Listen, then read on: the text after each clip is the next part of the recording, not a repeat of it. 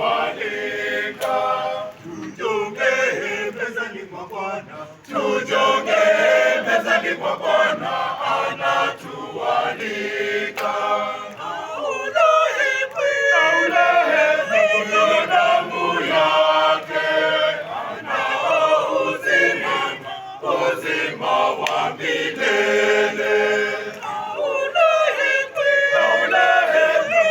Damu yake anao uzima wa milele.